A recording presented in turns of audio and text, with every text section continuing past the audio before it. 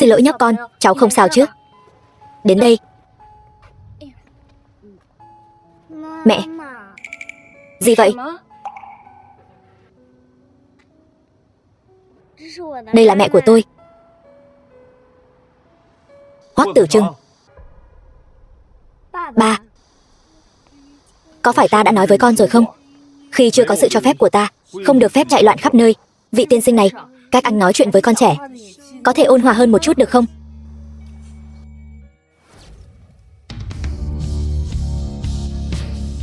Giọng của người phụ nữ này tại sao nghe quen thuộc đến vậy? Thưa tiên sinh, ngài là Hoắc Đình Tư sao? Xem ra lại là một người muốn lợi dụng con trẻ để tiếp cận tôi. Hoắc Tử Trừng, con lại đây. Đừng để ta phải nói lần thứ hai. Ba tự đi đi. Con mới không muốn về với Lâm Khả Nhi. Cái người phụ nữ đó. Cái gì mà người phụ nữ này, người phụ nữ kia? Lâm Khả Nhi là mẹ của con. Hoắc Tử Trừng, sao con lại trở nên vô giáo dục như vậy rồi? Lâm Khả Nhi, cô ta lại ở cùng với người giàu nhất Hải Thành. Hai người còn sinh ra một đứa con lớn như vậy. Hoắc Tử Trừng, con ngoan ngoãn một chút.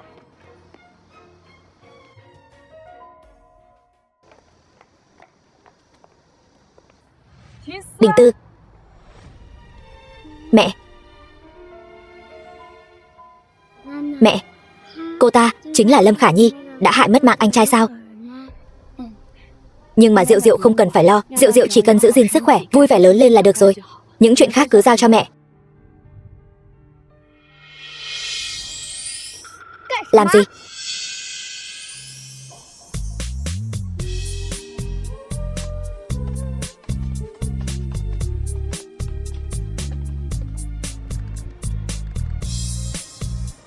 Lâm Khả Nhi, rất nhanh thôi, chúng ta sẽ gặp lại nhau.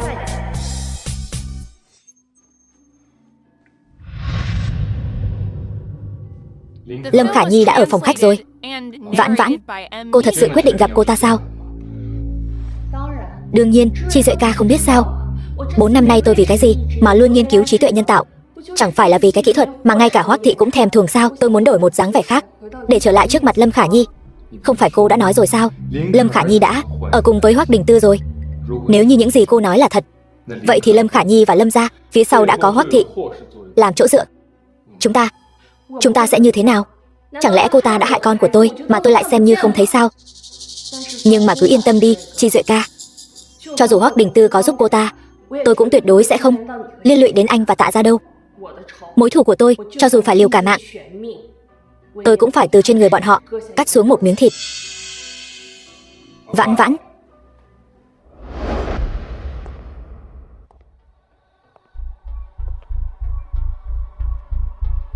người phụ trách dự án của các người khi nào mới đến vậy? Xin lỗi cô Lâm, cô đợi một chút. Cô ấy chắc là sắp đến rồi. Chắc là tôi đã đợi ở đây nửa tiếng rồi.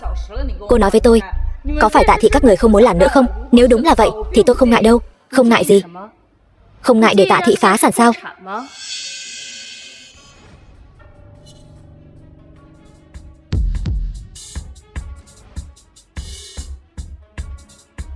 Lâm tổng.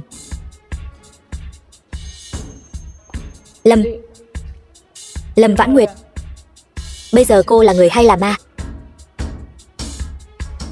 Sao vậy? Thấy tôi còn sống, cô sợ rồi sao? Không được, tuyệt đối không thể để Lâm Vãn Nguyệt biết được bí mật năm xưa. Lần này cô trở về rốt cuộc muốn làm gì? Cô nói xem. Đứa con của tôi năm xưa mất mạng vì cô. Cô nợ tôi. Đến lúc phải từng món trả lại rồi.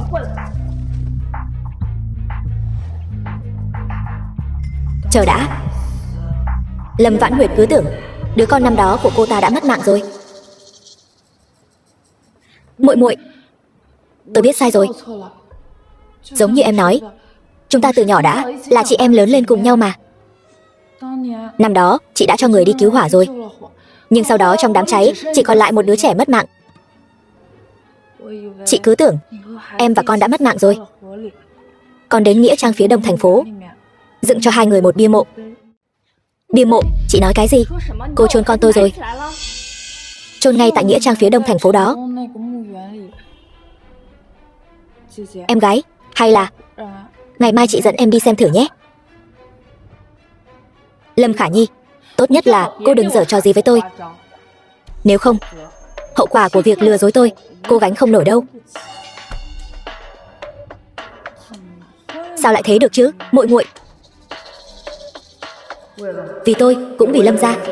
Lâm Vãn Nguyệt, cô nhất định phải mất mạng. Cảm ơn anh đã đưa em về, Chi Duệ ca. Chờ đã. Em thật sự muốn đi gặp Lâm Khả Nhi sao? Em biết rõ lời cô ta không đáng tin mà. Đúng, em nhất định phải đi. Cho dù lời cô ta nói chỉ có 1/1000 là thật, em cũng nhất định phải đi xem một chút nơi chôn cất hài cốt của con em. Dù sao đây cũng là điều em nợ con. Lúc đó là em đã không bảo vệ tốt cho con, để con ở lại trong biển lửa.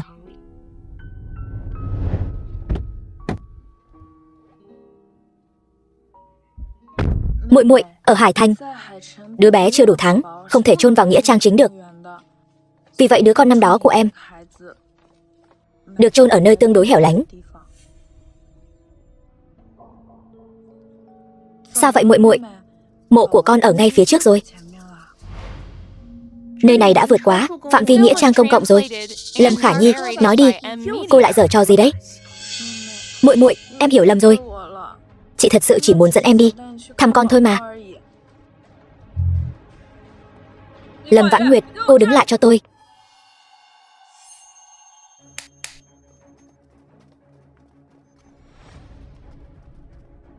Lâm Vãn Nguyệt, cô tưởng rằng lần này cô trở về có thể thay đổi được gì sao? Tôi nói cho cô biết, 4 năm trước tôi có thể hại mất mạng cô, khiến cô thân bại danh liệt.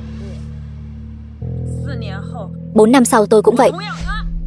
Lâm Vãn Nguyệt, cô làm gì vậy? Cô mau thả tôi ra. Đừng ai lại đây, nếu không tôi lấy mạng cô ta. Lui xuống.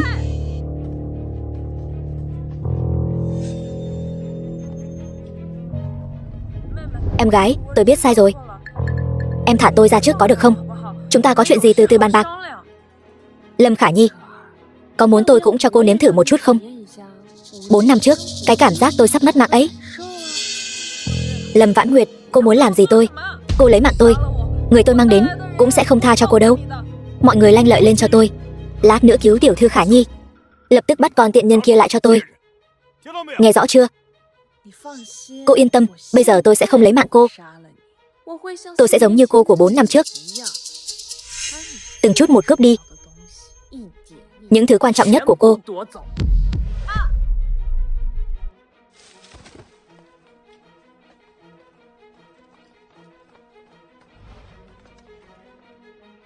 Cút ngay cho tôi.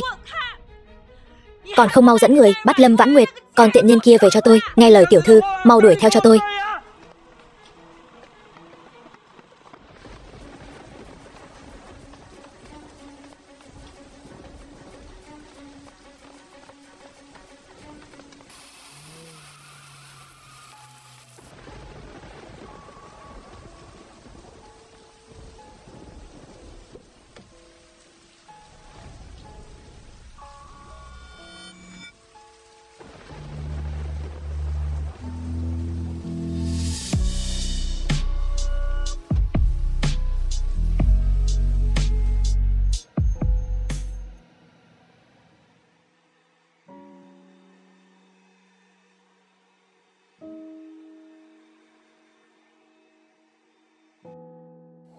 Hoắc Đình Tư, tại sao anh ta lại cứu mình? Anh ta xuất hiện gần nghĩa trang, rốt cuộc là trùng hợp hay là Lâm Khả Nhi lại bày ra một âm mưu khác?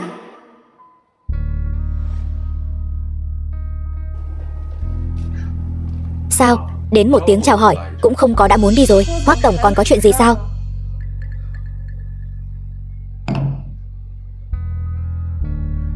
Hoắc tổng yên tâm, tiền quần áo tôi sẽ bảo người khác đưa cho ngài. Đợi một chút.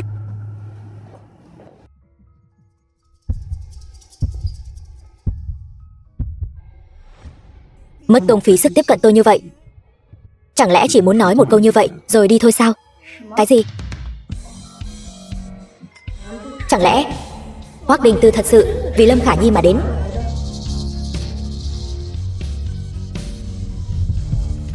Hoắc tổng yên tâm, nếu Hoắc tổng muốn nhúng tay vào chuyện giữa tôi và Lâm Khả Nhi, vậy thì xin lỗi. Tôi cũng chỉ có thể coi Hoắc tổng là kẻ địch tuyệt không nương tay. Chuyện này thì có liên quan gì đến Lâm Khả Nhi?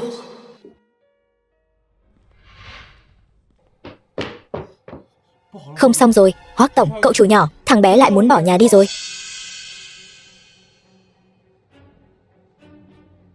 Hoắc Tử Trừng, con lại làm loạn cái gì đấy?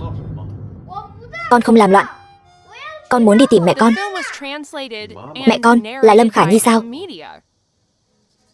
Quan hệ giữa con và Lâm Khả Nhi khi nào thì trở nên tốt như vậy rồi? Tiểu Trừng, Tiểu Trừng, mẹ nghe quản gia nói con lại muốn bỏ nhà đi sao? Tiểu Trừng, con đã 5 tuổi rồi, sao con vẫn còn không hiểu chuyện như vậy hả? Tôi không tìm cô, con muốn đi tìm mẹ ruột của con. Mẹ ruột? Hoắc Tử Trừng và Hoắc Đình Tư, bọn họ chẳng lẽ đã biết chuyện gì rồi sao? Còn ngẩn ra làm gì? Còn không mau đuổi theo. Vâng, đưa thằng bé về phòng. Đình Tư, anh nói Tiểu Trừng có ý gì đây? Rõ ràng tôi là mẹ ruột của nó, tại sao nó cứ không chịu? Không biết tại sao. Đừng tưởng tôi không biết lúc ở riêng cô đối xử với Hoắc Tử Trừng như thế nào.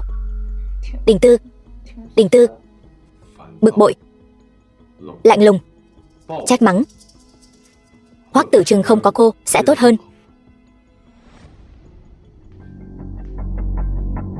Cái thằng con hoang Hoắc Tử Trừng đó quả nhiên nuôi không lớn, lại còn lén lút đi nói xấu tôi với Hoắc Đình Tư. Còn cả Lâm Vãn Nguyệt, con tiện nhân đó lúc nào cũng có thể phát hiện ra chân tướng năm xưa. Không được, tôi không thể chờ thêm được nữa. Tôi phải nhanh chóng gả vào nhà họ Hoắc.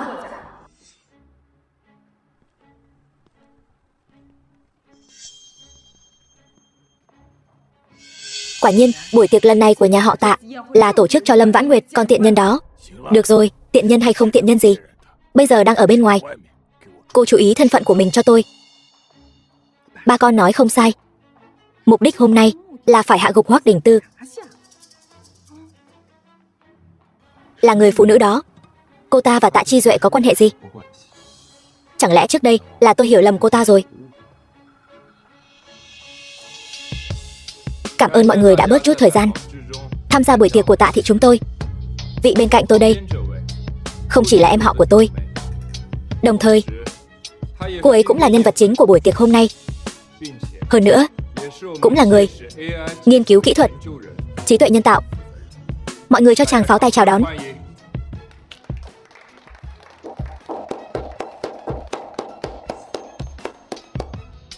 Kỹ thuật trí tuệ nhân tạo của nhà họ Tạ sao lại là Lâm Vãn Nguyệt, con tiện nhân đó nghiên cứu ra?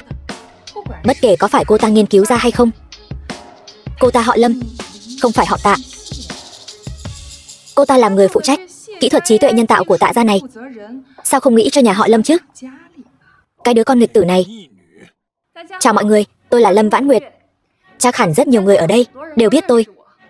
Nhị tiểu thư Lâm gia, chửa hoang không biết liêm sỉ, trên người dán đầy nhãn mác. Nhưng kể từ hôm nay, tôi hy vọng cô còn dám nhắc tới những chuyện xấu cô làm mấy năm trước. Muội muội, năm đó em đã làm bao nhiêu chuyện sai trái mà ba chưa từng nghĩ đến việc từ bỏ em. Từ nhỏ bồi dưỡng em, còn cho em một nửa cổ phần của Lâm thị. Sao em có thể như vậy? Hơn nữa, em đã biến mất lâu như vậy rồi. Lần này trở về, em lại đem cái kỹ thuật trí tuệ nhân tạo nghiên cứu ra lần này cho Tạ gia, mà không phải cho Lâm gia. Tôi đã làm rất nhiều chuyện sai trái sao? Tôi nên hiến kỹ thuật trí tuệ nhân tạo cho Lâm gia sao? Chẳng lẽ không phải sao? Con họ Lâm chứ không họ Tạ. Tạ thị chẳng qua chỉ là nhà ngoại của cô. Chung quy cô vẫn là người của Lâm gia chúng ta. Tại sao? Không, tôi không phải người của Lâm gia. Lâm Vãn Nguyệt, cô thật sự muốn làm phản rồi sao? Tạ Chi Duệ, chẳng lẽ nhà họ Tạ các người thật sự phải giúp cô ta làm loạn đến mức này sao? Xin lỗi, Lâm Đồng. Vãn Vãn là con gái của cô tôi, là người nhà họ Tạ của chúng tôi.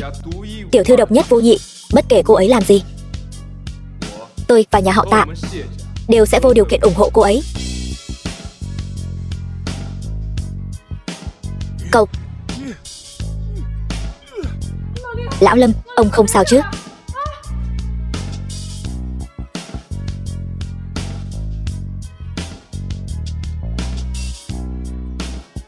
Từ khi ông không tin tôi bị người ta hãm hại, từ khi ông nhốt tôi lại, từ khi tôi mang thai, ông chưa từng đến thăm tôi một lần nào. Tôi không còn là con gái của ông nữa rồi, cũng không còn là người nhà họ Lâm nữa.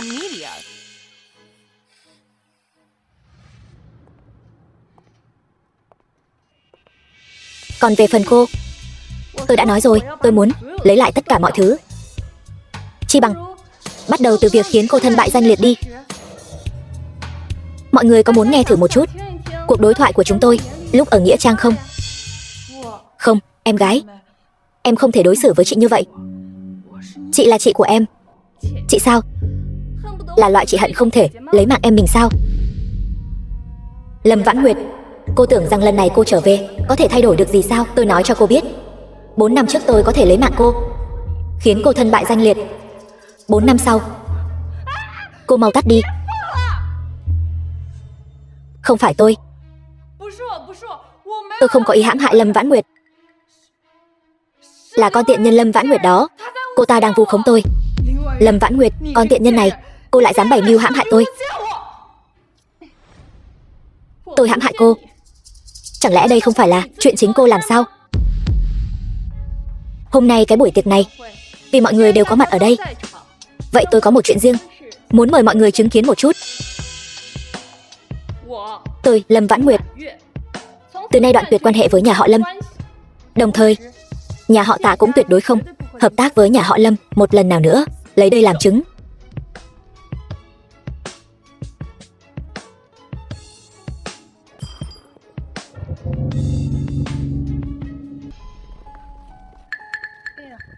Diệu Diệu, mẹ quên lấy điện thoại rồi, con ở đây đợi mẹ một lát có được không? Diệu Diệu ngoan quá. Nếu mẹ tôi cũng đối xử với tôi tốt như vậy thì tốt rồi. Đây là con nhà ai vậy? Trông cũng khá đáng yêu. Sao trước giờ chưa từng gặp nhỉ? Sao lại còn là người câm nữa vậy? Tiểu Câm, ông đây nói chuyện với mày đấy. Tạp chủng, mày dám cắn ông? Thằng tạp chủng nào dám ném ông? Ra đây. Là tôi. Tốt thôi, lại thêm một đứa nữa. Ba tôi là Hoắc Đình Tư. Ông dám đánh tôi sẽ bảo ba tôi trả thù lại. Cái gì? Hoắc Tử Trừng quả nhiên ở đây. Ba. Không hay rồi, thằng nhãi danh này lại thật sự là con trai của Hoắc Đình Tư. Hai đứa tạp chủng chúng mày chờ đấy. Diệu Diệu. Hoắc tổng, sao hai người lại ở đây? Tôi đến tìm Tiểu Trừng. Vừa rồi con và ba đã bảo vệ Diệu Diệu.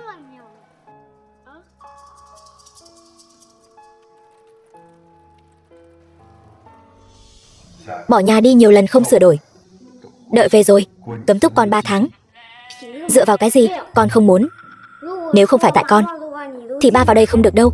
Con cảnh cáo ba, Hoắc Đình Tư, ba đừng báo đáp ơn nghĩa bằng thù hận. Cái gì mà báo đáp ơn nghĩa bằng thù hận? Hoắc Tử Trừng, con đừng có nói lung tung. Còn nữa, Vãn Nguyệt không phải mẹ của con nên gọi cô ấy là gì Vãn Nguyệt. Con không nghe. Con muốn cô ấy là mẹ của con.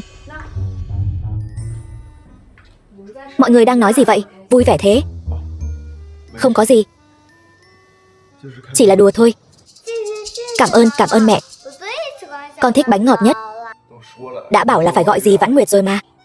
Không sao, con thích là được. Con phải cảm ơn, con đã cứu Diệu Diệu nhà chúng tôi nữa.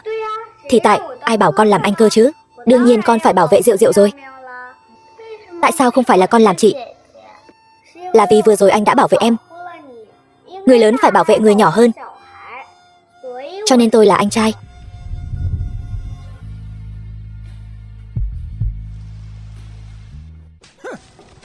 Cô biết không, Lâm thị đã tổn thất bao nhiêu tiền vì cô. Lão Lâm, đừng giận dữ như vậy mà. Dù sao thì lần này Hoắc Đình Tư cũng không làm mọi chuyện tuyệt tình như vậy. Hoắc Tử Trừng đang ở trong tay chúng ta, ông còn lo lắng Lâm thị sẽ gặp chuyện sao? Hoắc Tử Trừng, chỉ sợ có một ngày Hoắc Đình Tư sẽ biết Khả Nhi không phải mẹ ruột của Hoắc Tử Trừng. Sao có thể chứ? Đến lúc đó Khả Nhi đã là Hoắc Thái Thái, mang thai con của nhà họ Hoắc rồi. Đúng không, Khả Nhi? Lão Lâm, ông không phải nói gần đây vai bị đau sao? Tôi vừa học được mấy động tác massage mới. Chúng ta vào trong phòng thử xem. Tôi cho cô thêm 1 tháng nữa. Nếu cô vẫn không giải quyết được Hoắc Đình Tư, tôi sẽ phải xem xét lại việc đưa Vãn Nguyệt trở về.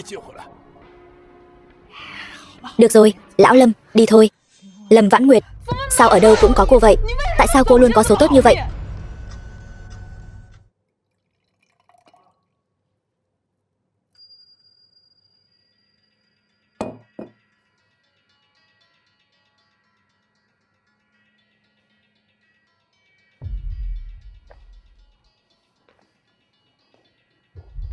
Sao nào, nhanh vậy đã không nhận ra tôi rồi? Tôi vẫn còn nhớ cái đêm 5 năm trước của chúng ta đó. Là ngươi. Xem ra cô đã nhớ ra tôi rồi. Khốn kiếp, đồ khốn. Anh muốn làm gì? Làm gì? Đương nhiên là tìm cô để nối lại tình xưa rồi.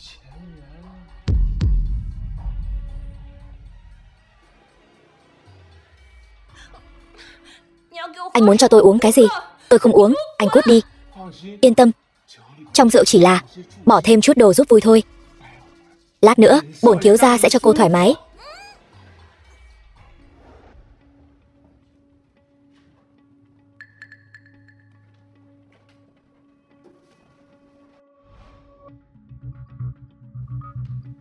Tiểu Trưng, đang làm gì vậy? Ba ơi, con hình như nghe thấy giọng của mẹ.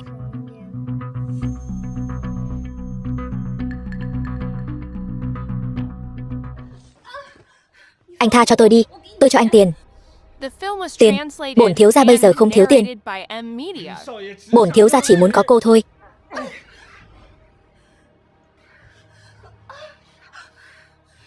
Con khốn, cô dám cắn ông đây. Ông đây lấy mạng cô.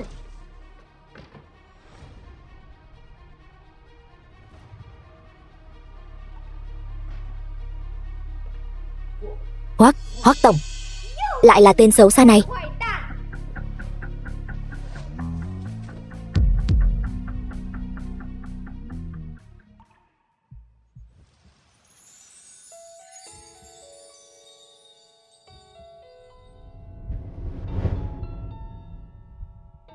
Mẹ ơi, mẹ không sao chứ?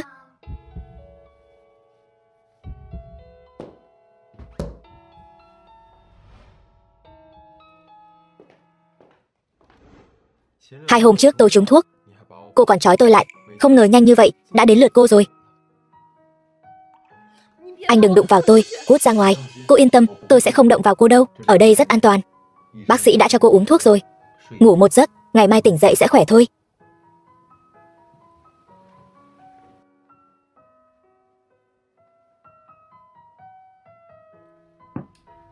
Hoắc Đình Tư, anh đừng đi.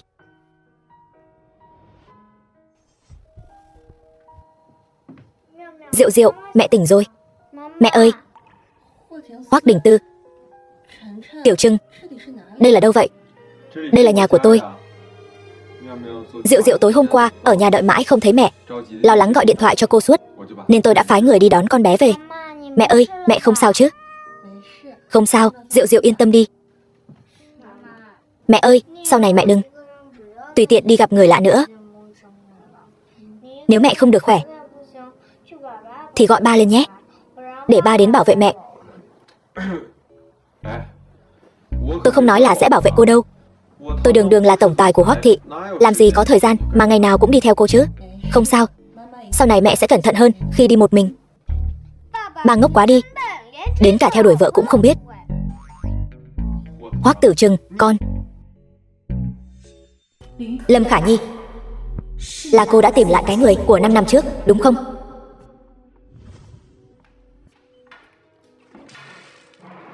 Lâm Vãn Nguyệt, cô điên rồi sao? Người điên là cô mới đúng. Lâm Khả Nhi, cái người tối hôm qua là cô tìm đến, đúng không? Tìm lại cái người của 5 năm trước để làm tôi ghê tởm. Đây là thủ đoạn cô dùng để đối phó với tôi sao? Cô đang nói cái gì vậy? Tôi nghe không hiểu. Nghe không hiểu sao? Chắc cô còn chưa biết, tối hôm qua Hoắc Đình Tư đã đến cứu tôi, đúng không? Cô đang nói cái gì vậy? Tôi nói gì sao? Hôm qua tôi bị trúng thuốc, lại còn ở ngay khách sạn của anh ta. Cô đoán xem, sau đó chúng tôi đã xảy ra chuyện gì? Lâm Vãn Nguyệt, đồ tiện nhân, còn phải cảm ơn cô, tạo cơ hội cho chúng tôi đấy. Lâm Khả Nhi, đây có tính là gậy ông đập lưng ông không? Lâm Vãn Nguyệt, cô dám tranh Hoắc Đình Tư với tôi nhất định sẽ khiến cô mất mạng không có chỗ chôn. Ba không dẫn con đi tìm mẹ và Diệu Diệu, con tự đi. Cậu chủ mau quay lại, cậu chủ. Mẹ Vãn Nguyệt, đợi con với. Tiểu Trưng, sao con lại ở đây? Nhanh, chính là bây giờ, đâm mất mạng cô ta. Mẹ cẩn thận. Tiểu Trưng, Hoắc Tử Trưng. Tiểu Trưng, còn ngây ra đó làm gì? Mau đưa Tiểu Trưng đến bệnh viện đi. Vâng. Phòng phẫu thuật.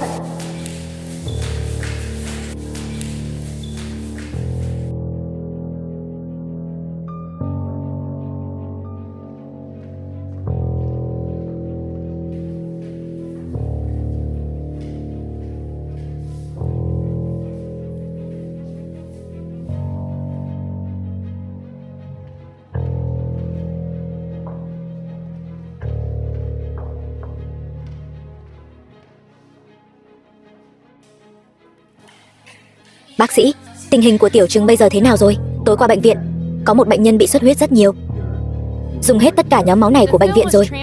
Ngân hàng máu không cung cấp kịp, tình hình của đứa bé hơi nguy hiểm. Cái gì? Nếu không có gì nữa, cuộc họp hôm nay kết thúc ở đây.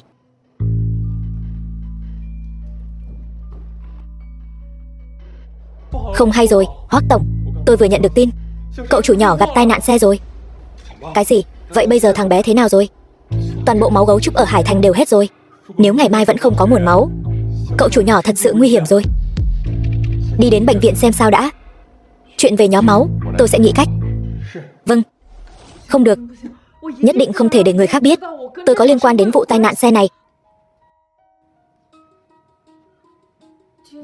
Đình Tư, sao anh lại đến đây?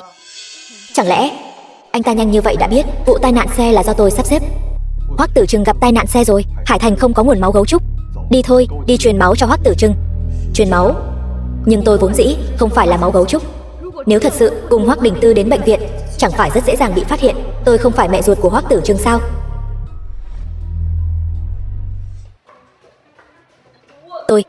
Đình Tư, tôi không phải máu gấu trúc.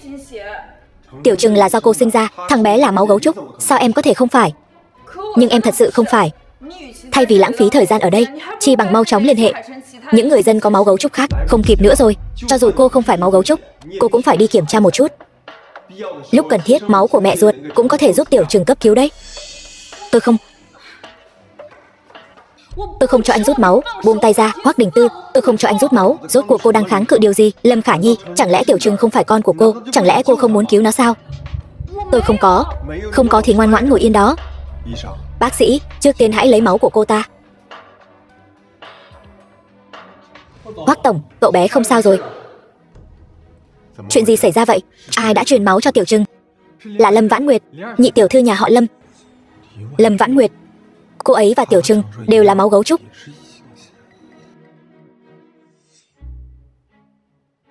Tại sao Lâm Vãn Nguyệt là máu gấu trúc, còn cô thì không phải? Hoắc Đình Tư, anh ấy có phải đã phát hiện ra điều gì rồi không? Đương nhiên là vì Lâm Vãn Nguyệt là em gái tôi mà. Tôi nhớ là hình như bà nội tôi là máu gấu trúc. Lâm Vãn Nguyệt cùng Tiểu Trưng di truyền được gen của bà nội tôi. Đình Tư, anh hỏi tôi như vậy là đang nghi ngờ tôi sao? Tiểu Trưng là con trai ruột của tôi. Chẳng lẽ tôi không muốn cứu nó sao? Hoắc tổng, cậu bé đã được chuyển đến phòng bệnh thường rồi. Hay là anh đi thăm trước đi.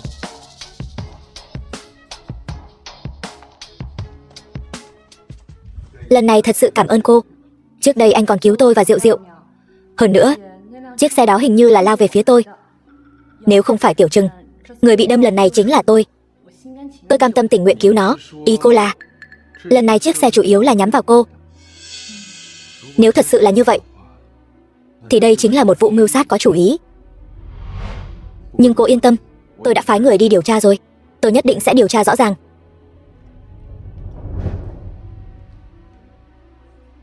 Không được, tôi nhất định không thể để Hoắc Đình Tư tìm được bất kỳ sơ hở nào của tôi.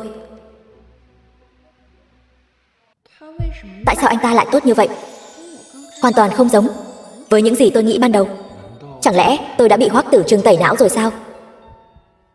Tại sao tôi hình như cũng cảm thấy người phụ nữ này có chút khác biệt?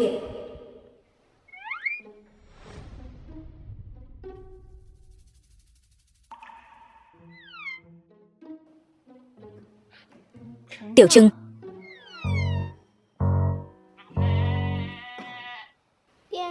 Trên TV nói nam nữ nhìn nhau là liếc mắt đưa tình. Chẳng lẽ mẹ vừa nãy cứ nhìn chằm chằm vào ba? Chẳng lẽ đã yêu ba rồi sao? Hoắc Tử Trừng, con đừng có ăn nói lung tung. Ba ơi, ba đừng có giả bộ nữa. Con nhìn ra hết rồi. Ba thích mẹ Vãn Nguyệt rồi đúng không? Hay là ba cứ rước mẹ Vãn Nguyệt về nhà đi? Con, thằng nhóc này có phải ngứa đòn rồi không? Mẹ xem, con bị thương thế này mà ba còn mắng con. Ngoan nào Tiểu Trừng, chúng ta không chấp nhặt với ba. Nhưng nếu người tôi cưới là cô ấy thì hình như cũng không tệ. Lâm tiểu thư. Là anh, Lục Khải Đông. Sao anh lại ở đây? Lâm tiểu thư lén lút sinh con cho tôi. Con giấu tôi mấy năm. Sao, không ngờ hôm nay tôi có thể tìm tới cửa sao? Sao anh lại cho rằng đây là con của anh? Có phải không? Làm giám định chẳng phải sẽ biết sao? Đợi đến khi tôi có được báo cáo giám định, tôi sẽ giành lại quyền nuôi con gái. Đứa con gái đáng yêu như vậy tôi nhất định phải có được. Anh nằm mơ. Xem ra Lâm tiểu thư đây là muốn kiện tụng rồi. Được thôi, vậy cô cứ tìm luật sư đi. Đừng nói là con gái, ngay cả cô tôi cũng nhất định phải có được.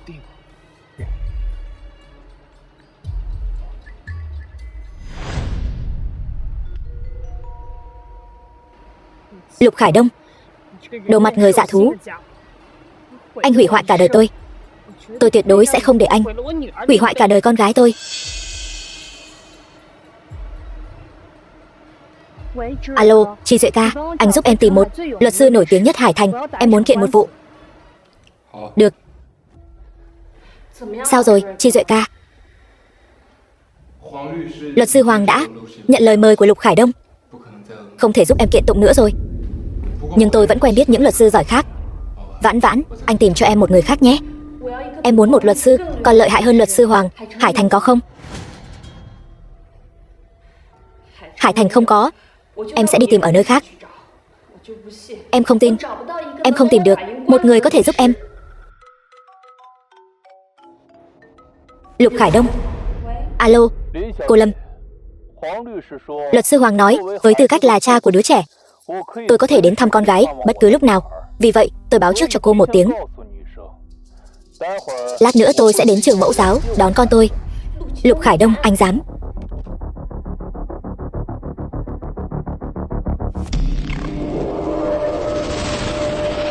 Cô Lâm, cô đến cũng nhanh thật đấy.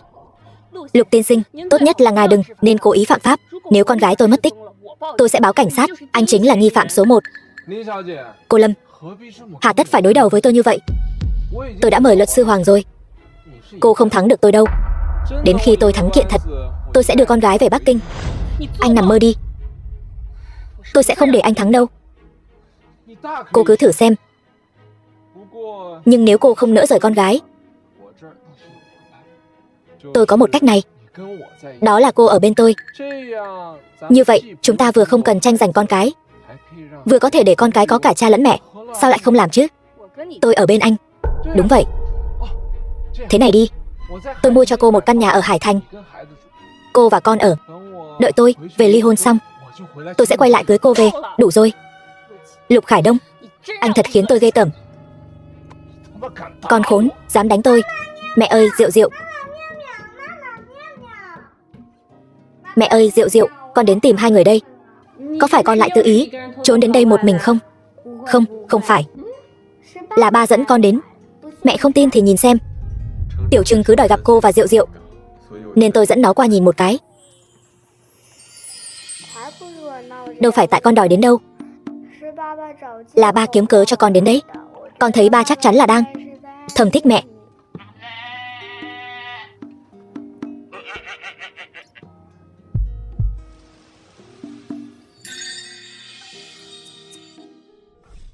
Diệu Diệu, em có thể giúp anh lấy cái hình ghép kia, được không? Diệu Diệu sao vậy? Sao trông có vẻ không vui vậy? Cha ruột của con bé đến tìm con bé rồi. Cha ruột? Là ai? Lục Khải Đông. Diệu Diệu đáng yêu như vậy, sao có thể là con của anh ta chứ? Con bé nên là con gái của tôi mới đúng. Hoắc tiên sinh. Hoắc tiên sinh. Không sao đâu. Phải rồi, nếu cô không muốn Diệu Diệu bị cướp đi, tôi có thể giúp cô nghĩ cách. Thật sao, Hoắc tiên sinh? Vậy thì tốt quá, cảm ơn anh. Mẹ ơi, con và Diệu Diệu đói bụng rồi. Được rồi, vậy mẹ đi chuẩn bị chút gì đó cho con và Diệu Diệu ăn nhé. Tôi cũng đang hơi đói bụng. Hay là cô làm cho tôi một phần luôn đi. Dù sao thì tôi cũng đã đồng ý giúp cô rồi. Ăn trực cô một bữa cũng không quá đáng chứ. Được, vậy tôi đi chuẩn bị. Hoắc Đình Tư, nếu anh là ba của Diệu Diệu thì tốt biết mấy.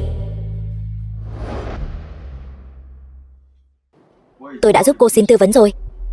Giá trị thị trường công ty của Lục Khải Đông lên đến hàng trăm tỷ. Hơn nữa, hình tượng bên ngoài vô cùng tốt, trẻ tuổi tài cao, gia đình hòa thuận.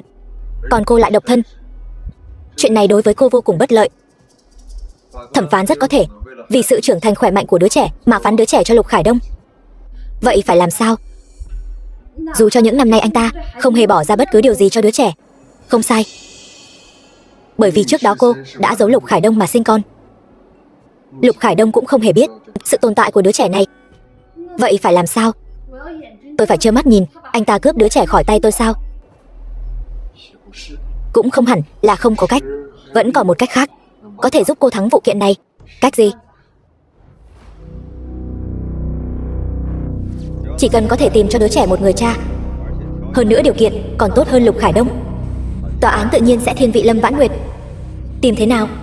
Chẳng lẽ còn cần tìm sao? Anh không phải đang ở đây sao? Tổng giám đốc Hoắc thị, người giàu nhất Hải Thành. Vậy Lục Khải Đông lấy cái gì để so với anh? Nếu không được nữa, hai người kết hôn giả cũng được.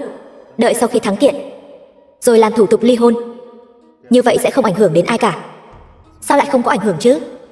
Tôi kết hôn rồi ly hôn, chẳng phải tôi sẽ thành trai hai đời vợ sao? Dựa vào cái gì mà tôi phải làm chuyện này?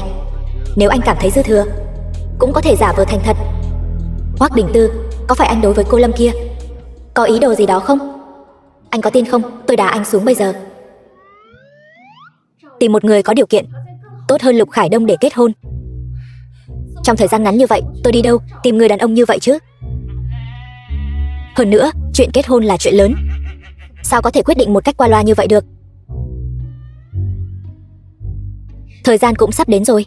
Tôi đi đón Diệu Diệu ở trường mẫu giáo trước đây. Đợi đã, tôi đi cùng cô. Cho cô hỏi, con có phải là con riêng của Lâm Vãn Nguyệt không?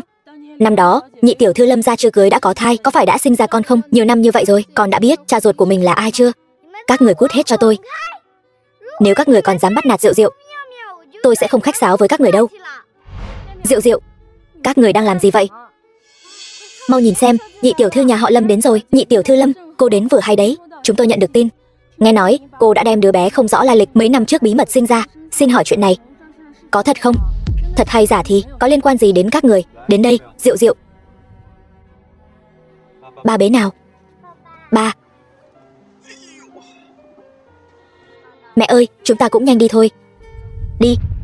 Trời ơi, con của Lâm Vãn Nguyệt lại gọi Hoắc Đình Tư là bố. Hoắc Đình Tư nhỏ mọn như vậy, vừa nãy anh ta sẽ không ghi hận tôi đối với mẹ con Lâm Vãn Nguyệt quá mức như vậy chứ? Diệu Diệu, con không sao chứ? Là mẹ không bảo vệ tốt cho con. Không sao đâu, không trách mẹ. Con cũng muốn hôn. Con lớn thế này rồi còn muốn hôn? Con cũng mới 4 tuổi thôi mà. Tiểu Trừng cũng 4 tuổi. Nhưng mà lúc tôi bỏ trốn 4 năm trước, Lâm Khả Nhi rõ ràng không mang thai mà. Alo, xin chào. Em gái, sau 5 năm lại lần nữa cảm nhận được cái cảm giác thân bại danh liệt đó, không dễ chịu đúng không? Là chị, Lâm Khả Nhi. Hôm nay những phóng viên này đều là do cô tìm đến, em gái. Buổi tối nhớ về nhà một chuyến. Nếu không thì không ai dám đảm bảo cái mạng của con cô sẽ như thế nào đâu. Chị. Xin lỗi anh, Hoắc tiên sinh, tôi có chút việc phải ra ngoài một lát, tối nay có thể giúp tôi chăm sóc Diệu Diệu một chút được không? Được, cô đi đi. Lâm Khả Nhi, cô ra đây cho tôi. Cô lại giở trò gì đấy?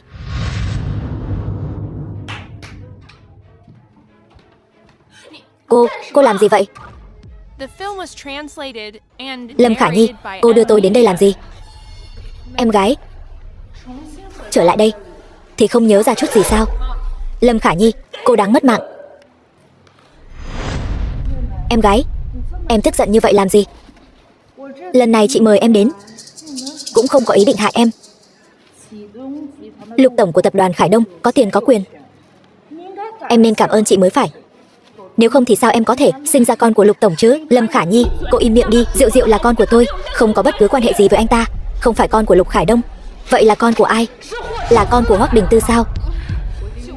Lâm Vãn Nguyệt, sao cô không mất mạng trong đám cháy lớn 4 năm trước đi? Lâm Khả Nhi đồ điên. Cô đừng tưởng rằng có tập đoàn Tạ Thị giúp cô thì cô có thể đấu lại tôi. Lâm Vãn Nguyệt, tôi mới là mẹ của Hoắc Tử Trưng, nữ chủ nhân tương lai của nhà họ Hoắc. Hoắc Đình Tư anh ấy chỉ có thể cưới tôi. Cô đừng si tâm vọng tưởng nữa, nghe rõ chưa? Alo Lục tổng. Alo Lâm Khả Nhi, có phải cô đã bắt cóc Lâm Vãn Nguyệt rồi không? Xem ra Lục tổng đã biết chuyện này rồi. Anh không phải vẫn luôn không có được Lâm Vãn Nguyệt và cái đứa con hoang kia nên lúc nào cũng canh cánh trong lòng sao? Chỉ cần Lâm Vãn Nguyệt vắng mặt tại tòa, chắc hẳn cái gì? Tôi cho cô biết. Cô mau thả Lâm Vãn Nguyệt cho tôi ngay. Hoắc Đình Tư tìm đến tận đây rồi. Chẳng lẽ cô muốn tôi phá sản tập đoàn sao? Cái gì? Hoắc Đình Tư đi tìm anh rồi sao? Tóm lại tôi nói cho cô biết. Cái gì mà Lâm Vãn Nguyệt, cái gì mà con cái, tôi không cần nữa. Còn nữa, kể từ hôm nay cô đừng đến tìm tôi nữa. Alo.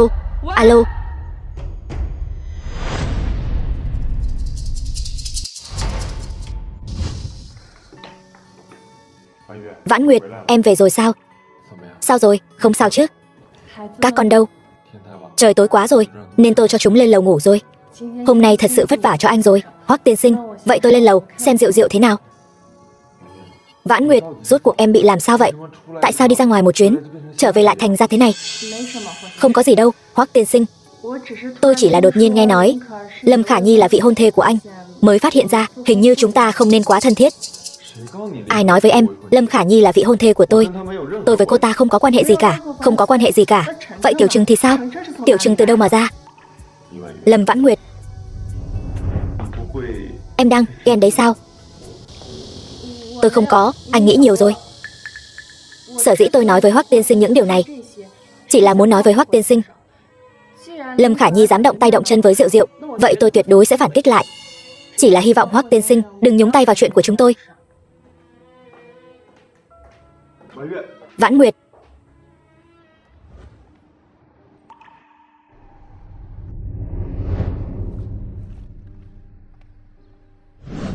mẹ ơi, mẹ mau mở cửa ra đi. Mẹ mau mở cửa ra đi. Viết ở đây.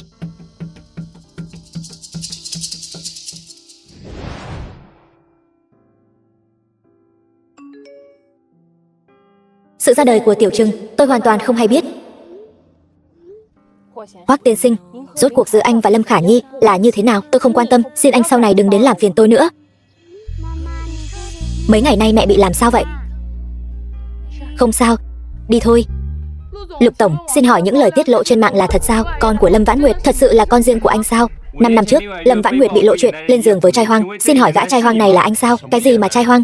Cái gì mà con cái? Tôi không biết các người đang nói gì. Lục tiên sinh, chúng tôi còn chưa hỏi xong mà. Lục tiên sinh, xin hỏi vợ và con của anh có biết anh ngoại tình không? Lục tiên sinh.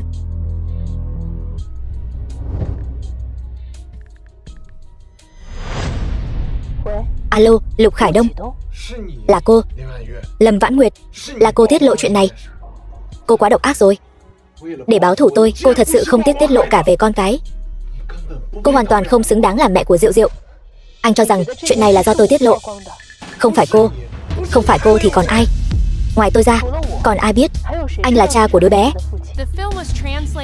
Ý cô là Lâm Khả Nhi. Nể tình anh là cha của đứa bé, tôi có thể giúp anh dẹp yên dư luận trên mạng. Nhưng đồng thời tôi cũng có một điều kiện. Nói thẳng đi, cô muốn gì?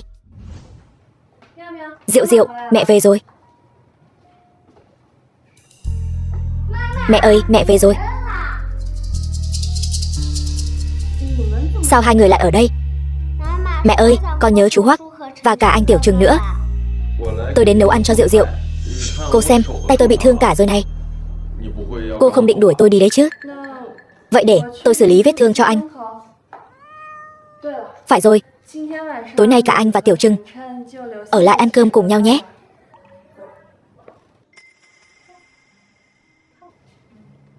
Ba, mẹ thế này coi như mẹ tha thứ cho ba rồi đúng không? Tha thứ gì mà tha thứ? Ba có làm gì có lỗi với mẹ đâu. Đúng không Diệu Diệu? Ba lúc nào cũng mạnh miệng. Tôi muốn chứng cứ 5 năm trước Lâm Khả Nhi hãm hại tôi. Đã bao nhiêu năm trôi qua rồi, tôi còn đâu ra chứng cứ gì nữa chứ? Tôi không cần biết. Tôi nghe nói cổ phiếu của tập đoàn Khải Đông đã rớt giá thảm hại rồi đúng không?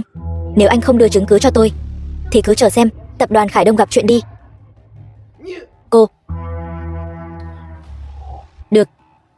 Tôi hy vọng cô nói được làm được. Mọi người đừng nóng. Có vấn đề gì thì cứ từ từ đặt câu hỏi. Cô Lâm, trên mạng có người tung tin cô có một cô con gái. Xin hỏi cha của con gái cô có thật là chủ tịch tập đoàn Khải Đông, Lục Khải Đông không? Tôi quả thật có một cô con gái, nhưng cha của đứa bé không phải là Lục Khải Đông. Cô nói dối. Có người đã chụp được giấy triệu tập cô và Lục tiên sinh ra tòa vì vụ kiện. Xin hỏi hiện tại hai người đang tranh giành quyền nuôi con sao? Sao? Cô đã thấy báo cáo giám định quan hệ cha con của con tôi rồi sao? Tôi xin nói lại một lần nữa, tôi và Lục Khải Đông tiên sinh không hề có bất kỳ quan hệ nào. Nếu nhất định phải nói thì có lẽ là quan hệ hợp tác sau này. Đây là tập đoàn Tạ Thị của chúng tôi. Con chip thông minh cho xe hơi mới được nghiên cứu và phát triển, được trang bị công nghệ trí tuệ nhân tạo tiên tiến nhất, có thể hoàn toàn thực hiện lái xe tự động. Mời mọi người xem qua.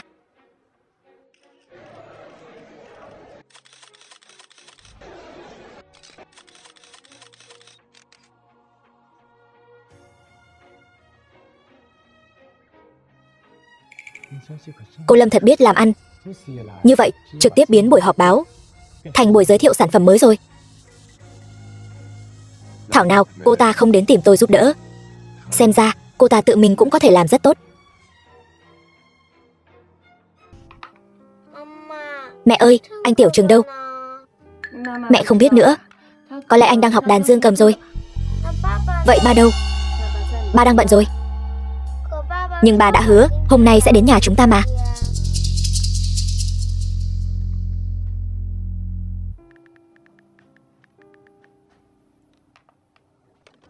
Cúp máy. Tiểu Trừng cúp điện thoại của tôi.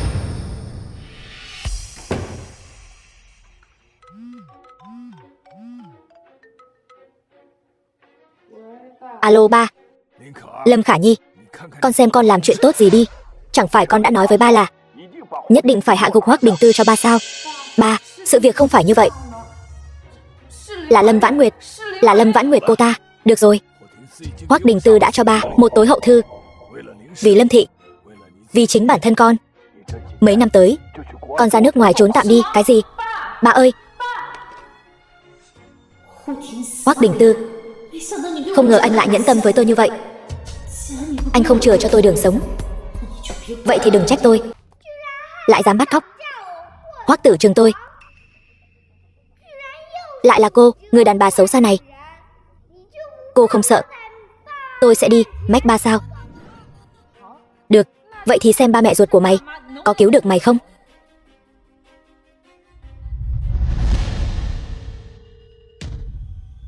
Alo Tiểu Trừng, Hoắc Đình Tư. Anh dùng tập đoàn Lâm Thị uy hiếp ba tôi, đưa tôi ra nước ngoài. Bây giờ Hoắc Tử Trừng ở trong tay tôi rồi. Nếu như anh dám động đến tập đoàn Lâm Thị và ba tôi một chút nào, cả đời này anh đừng hòng gặp lại Hoắc Tử Trừng. Lâm Khả Nhi, cô muốn làm gì?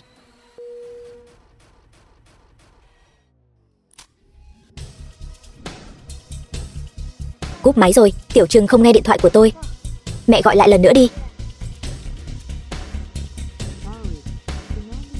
Tắt máy rồi. Tiểu Trừng sẽ không xảy ra chuyện gì chứ?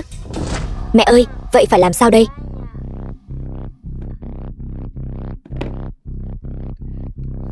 Mẹ đã cài đặt một hệ thống định vị Vào điện thoại của nó, chắc chắn có thể tìm được. Tìm được rồi. Ở đâu vậy? Ở một công trường bỏ hoang. Mẹ ơi, ngực con khó chịu quá. Có phải anh Tiểu Trừng xảy ra chuyện rồi không? Diệu Diệu ở nhà trước đi, ở cùng chú bảo vệ. Mẹ đi tìm anh con. 4 năm trước, mẹ đã không bảo vệ tốt cho con. Lần này, mẹ nhất định sẽ bảo vệ tốt cho con.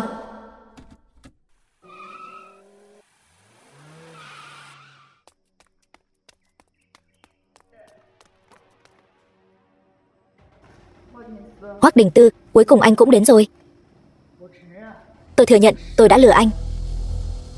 Tôi không nên giả mạo là mẹ của Tiểu Trừng. Nhưng cho dù tôi lừa anh, tôi cũng chưa từng nghĩ đến việc hại Tiểu Trừng. Dựa vào đâu mà anh đối xử với tôi như vậy? Dựa vào đâu mà anh đối xử với Lâm Thị như vậy? Lâm Khả Nhi. Sao lại là cô? Hoắc Đình Tư đâu? Dù sao cũng thêm một kẻ mất mạng thay. Được thôi, vậy thì cô hãy ở đây cùng Hoắc Tử Trừng cùng nhau đi mất mạng đi. Dù sao tôi cũng lời rồi. Hoắc Tử Trừng, cô đã làm gì nó? Nó ồn ào quá. Bị tôi đánh ngất rồi. Cô muốn làm gì? Cô đừng làm loạn. Sao cô tìm được đến đây? Đừng có nói với tôi mấy câu giảng đạo vớ vẩn. Lâm Khả Nhi, cô thả nó ra trước đi. Có gì từ từ nói. Từ từ nói. Hoắc Đình Tư bây giờ chắc chắn hận mất mạng tôi rồi. Đều tại con tiện nhân như mày. Mày không phải đã đồng ý giúp tao giữ bí mật sao? Tôi không có nói cho anh ta biết. Bây giờ mày chắc đắc ý lắm nhỉ? Mày không cho tao đường sống. Vậy thì để con trai của mấy người chôn cùng với tao đi. Cô dừng tay. Mày đừng qua đây. Lâm Khả Nhi, mẹ ơi, cứu con. Ồn ào, cô chỉ cần thả Tiểu Trừng ra. Ân oán gì đều trút lên người tôi cái gì cũng đồng ý với cô. Thật không? Chỉ cần cô thả nó ra, tao cũng không cần mày mất mạng. Chỉ cần mày dùng dao rạch nát mặt của mày, tao liền đồng ý thả Hoắc Tử Trừng.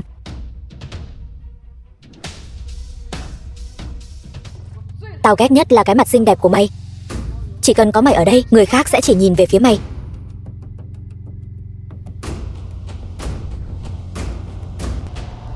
Lâm Khả Nhi, cô nói phải giữ lời đấy. Chỉ cần tôi làm theo lời cô nói, cô sẽ lập tức thả Tiểu Trừng ra. Cô nhanh lên đi, tôi không có kiên nhẫn đâu. Mẹ ơi, đừng mà. Mẹ tự nguyện Tiểu Trừng của mẹ. Mẹ không cần cứu con. Còn diễn trò ở đây với tôi sao? Tình mẫu tử sâu đậm lắm sao? Đợi đã, tôi sẽ làm ngay bây giờ.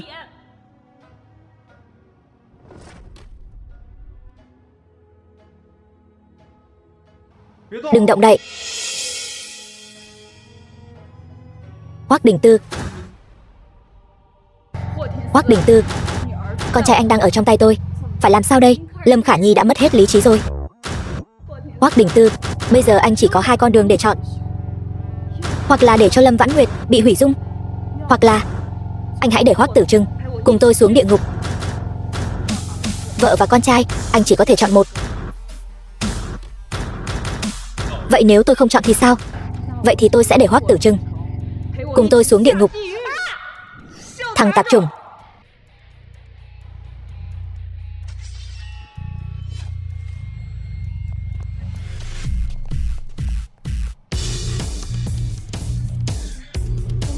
Không sao, có mẹ ở đây.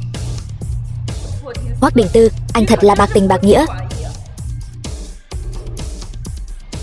Kẻ hung ác, rõ ràng là cô mà. Tôi sai rồi, Hoắc Đình Tư. Nể tình tôi đã chăm sóc Tiểu Trừng nhiều năm như vậy. Anh hãy tha cho tôi đi. Cảnh sát sắp đến rồi. Cô có tội gì thì cứ vào đồn cảnh sát, tự kiểm điểm bản thân cho tốt đi.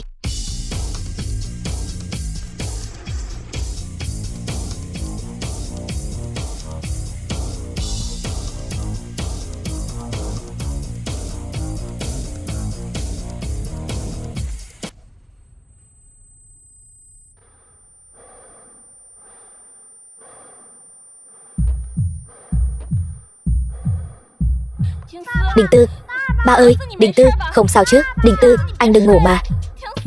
Đình Tư, ba. Ba ơi. Dựa vào cái gì? Dựa vào cái gì mà cô có thể hạnh phúc như vậy? Tôi nhất định phải hủy hoại cô.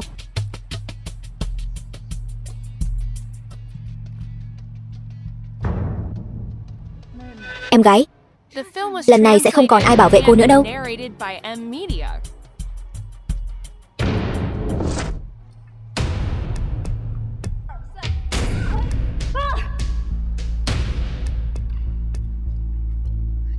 Lại là cái thứ con hoang. Đồ đàn bà xấu xa, không được phép bắt nạt mẹ tôi nữa. Tiểu Trừng, con ở đây trông bà trước đi.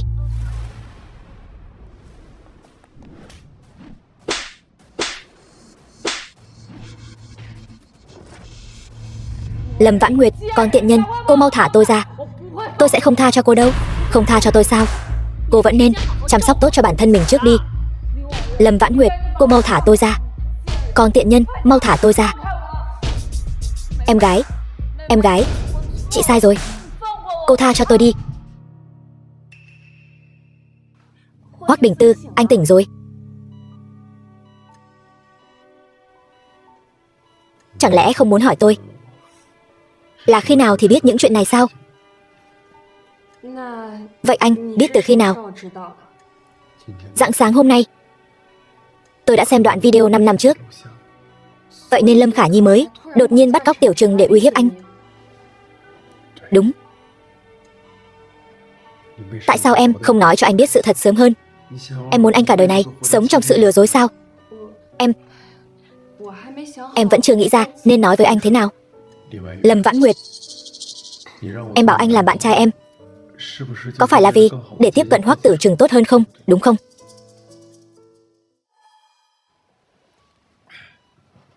Em sớm đã biết Lục Khải Đông không phải là cha ruột của đứa bé.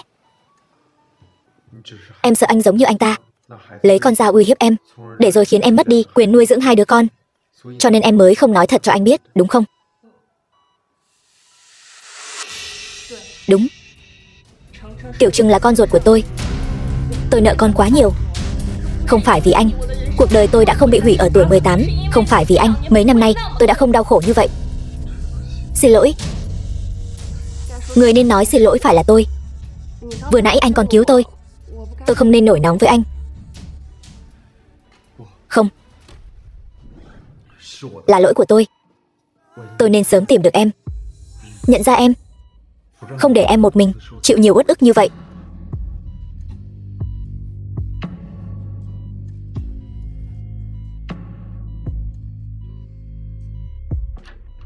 Hoắc tổng, bên Lâm thị.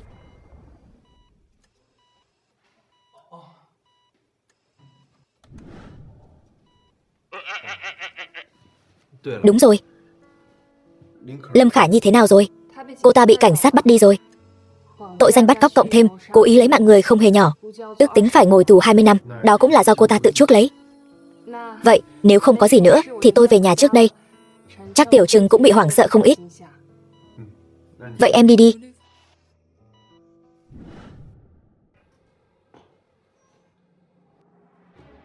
Chủ tịch, phải làm sao?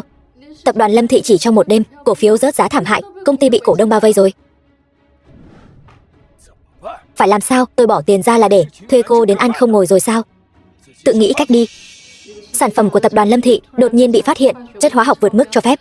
Nhà đầu tư đều rút vốn rồi. Có người bắt đầu thu mua cổ phiếu của chúng ta với số lượng lớn giá rẻ. Cũng không biết rốt cuộc là ai làm. Là ai làm? Ngoài Hoắc Đình Tư ra thì còn ai vào đây?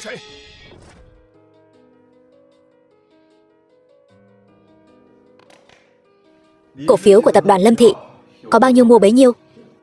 Hoắc tổng, cổ phiếu của tập đoàn Lâm thị tối qua giảm sàn, hôm nay đã có rất nhiều người bán ra rồi. Anh định mua vào lúc này không phải là không đáng sao?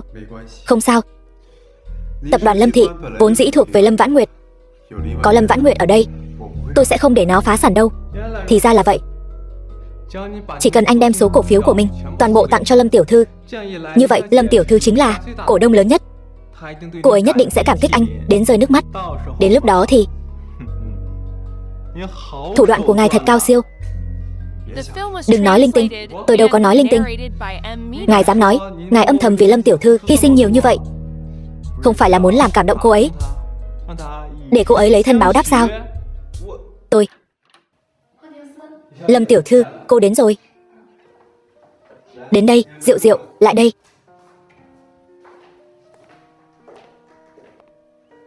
Ba ơi, ba còn đau không? ba vốn dĩ rất đau. Nhưng khi nhìn thấy Diệu Diệu thì ba lại không đau nữa. Không ngờ người lạnh lùng nhất toàn Hải Thành vậy mà lại có một mặt như thế này. Anh, ba không thích con, ba chỉ thích Diệu Diệu. Vậy thì ba mang Diệu Diệu đi đi. Con chuyển đến ở với mẹ. Như vậy là được chứ gì? Không được. Tiểu Trưng, con là anh trai, đừng có giở trò trẻ con có được không? Như vậy đi, con dẫn em gái ra ngoài chơi một lát đi. Ba có chuyện muốn nói với mẹ, có được không? Được thôi.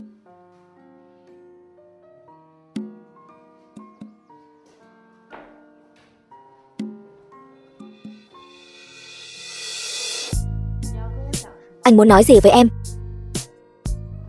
Anh là muốn nói chuyện với em về quyền nuôi dưỡng hai đứa con. Anh chưa bao giờ nghĩ đến việc tranh giành quyền nuôi con với em. Hai đứa trẻ đó là do em trải qua bao khó khăn mới sinh ra được. Nếu như anh cướp chúng đi, chẳng phải là lấy mạng của em sao?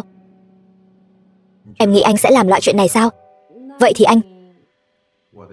Ý của anh là nếu như chúng ta ở bên nhau, vậy thì Tiểu Trừng và Diệu Diệu có phải là đồng thời có thể có được cả ba và mẹ không? Ý của anh là hai chúng ta ở chung một chỗ. Ý của anh là chúng ta kết hôn đi. Cái gì? Chuyện này em phải suy nghĩ đã. Hoắc Đình Tư, anh là bạn trai của em. Anh thực hiện quyền lợi của bạn trai một chút cũng không quá đáng chứ. Hoắc Đình Tư, bình thường anh nhìn lạnh lùng như vậy, bây giờ sao lại bắt đầu giở trò lưu manh rồi? Bình thường mọi người đều gọi anh là Đại Ma Vương. Vậy thì Đại Ma Vương vô lại một chút không phải là rất bình thường sao? Em đừng động đậy, lát nữa vết thương lại rách ra đấy. Hoắc Đình Tư, anh còn như vậy nữa, tin hay không em sẽ không đồng ý gả cho anh nữa đấy. Ý của em là em đã đồng ý với anh rồi sao? Anh đừng có nói bậy, em còn chưa đồng ý gả cho anh đâu.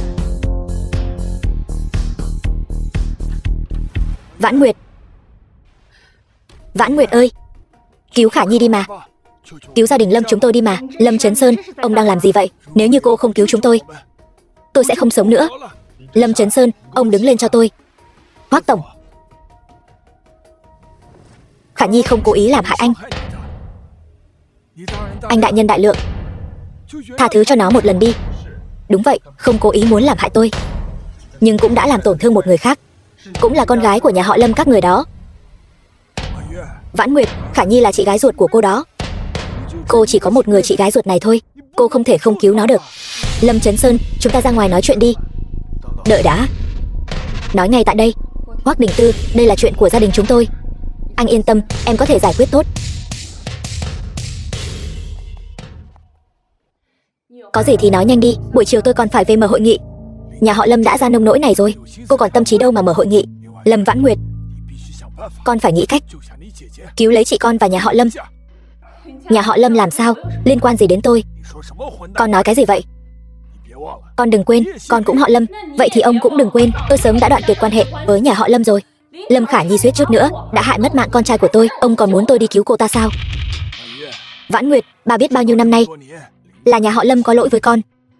Khả Nhi nó thật sự đã làm không đúng, nhưng xét cho cùng chúng ta vẫn là một gia đình. Con đừng so đo với nó. Tha cho nó một mạng có được không? Tha một mạng. Vậy tôi thì sao? Tôi là em gái ruột của cô ta đó. Tại sao cô ta không thể tha cho tôi và Tiểu Trừng một mạng? Nếu không phải Hoắc Đình Tư kịp thời chạy đến, bây giờ nằm trong quan tài chính là tôi và con trai tôi. Con trai con. Năm đó nếu không có Khả Nhi, con trai con sớm đã mất mạng rồi. Con không thể để mặt chúng tôi đã cứu con trai con sao? Tha cho chị con và nhà họ Lâm. Nếu như lúc trước mọi người không nhốt tôi vào nhà kho, con trai tôi có đến nỗi vừa mới sinh ra đã suýt mất mạng hay không? Chuyện của mọi người không liên quan đến tôi. Sau này đừng vì chuyện này mà tình tôi. Lâm Vãn Nguyệt, con thật sự muốn tuyệt tình như vậy sao? Tôi tuyệt tình, chẳng phải mọi người cũng tuyệt tình như vậy sao? Tại sao cứ phải bắt tôi nhớ đến tình thân? Người bị Lâm Khả Nhi làm bị thương, bây giờ còn đang nằm trong bệnh viện, nhưng con không đi cầu xin Hoắc Đình Tư thì sẽ không ai có thể cứu được Lâm Khả Nhi và nhà họ Lâm nữa rồi. Đó là chuyện của riêng mọi người. Nhưng ba nuôi con 18 năm, con chẳng lẽ không nên đi báo đáp 18 năm ân dưỡng dục này sao? Cha mẹ nuôi dạy con cái vốn dĩ chính là nghĩa vụ pháp luật mà họ nên làm. Sau này con cũng sẽ thực hiện nghĩa vụ của con, chăm sóc phụng dưỡng đến khi mọi người qua đời. Nếu như con là con gái ruột của ba, Nuôi dạy con là điều đương nhiên, nhưng con căn bản không phải con gái ruột của ta. Ba nuôi con 18 năm, con không nên báo đáp ân tình nhiều năm như vậy sao? Lâm Chấn Sơn, ông đang nói gì vậy? Tôi đang nói cô không phải là con gái ruột của Lâm Chấn Sơn tôi. Cô vốn dĩ không phải là con gái của nhà họ Lâm. Lâm Chấn Sơn, ông vì cứu Lâm Khả Nhi mà bịa ra lời nói dối hoang đường như vậy. Năm đó mẹ cô trước khi kết hôn đã có con với người khác, cuối cùng lại kết hôn với tôi, nhưng cứ nhất định phải nói cô là con gái của tôi. Nếu không phải lúc đó Lâm thị cần phải dựa vào Tạ thị. Cô cho rằng tôi sẽ giữ cô lại nhiều năm như vậy sao? Vậy nên ông đều luôn hận tôi như vậy, dung túng Lâm Khả Nhi, ức hiếp tôi như vậy. Ức hiếp cô rõ ràng là do cô dựa vào thế lực của Tạ thị, mà lúc nào cũng hơn Khả Nhi một bậc. Bây giờ cái thứ tai họa như cô còn muốn hại Lâm gia phá sản, hại đứa con gái duy nhất của tôi phải vào tù. Lâm Khả Nhi bắt cóc chính là đại thiếu gia của nhà họ Hoắc, muốn truy cứu cũng phải là Hoắc gia truy cứu. Ông muốn tìm người cầu xin cũng nên tìm Hoắc tiên sinh đi. Cô và mẹ cô đều là những người máu lạnh. Đồ xấu xa, đừng hòng ức hiếp mẹ tôi. Đồ con hoang. Bây giờ ông cũng xấu xa như người phụ nữ kia. Tôi phải dẫn mẹ tôi đi tìm ba. Cái gì? Đi thôi. Lâm Vãn Nguyệt, cô đứng lại cho tôi.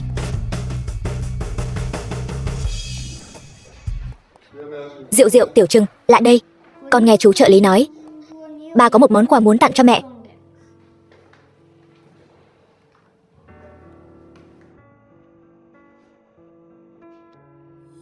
Không sai, chính là cái này.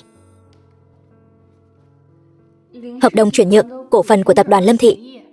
Tập đoàn Lâm Thị năm đó chính là nhờ Tạ thị mà phát đạt, cho nên em mới vừa sinh ra đã được chỉ định là người thừa kế. Tập đoàn Lâm Thị vốn dĩ thuộc về em. Những cổ phần này có thể giúp em thật sự có được tập đoàn Lâm Thị. Vậy nên cổ phần của tập đoàn Lâm Thị là do anh thu mua. Lần này em trở về chẳng phải là vì những thứ này sao? Người thừa kế cổ phần còn có con cái. Chỉ cần em ký những thứ này, chúng đều là của em. Hoắc Đình Tư, cảm ơn anh đã cảm ơn tôi như vậy. Vậy em định đáp lễ lại món quà gì đây? Anh muốn món quà gì? Vậy hai con quay mặt đi, che mắt lại.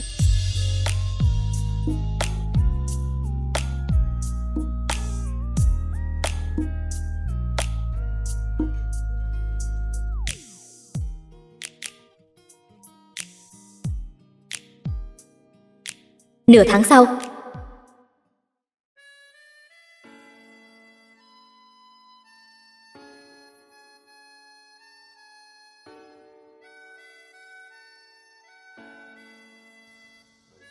anh chăm sóc hai đứa nhỏ trước đi. Hôm nay em họp nên sẽ về nhà muộn một chút. Lát nữa anh đưa Diệu Diệu về nhé. Được thôi. Vậy em cứ bận đi.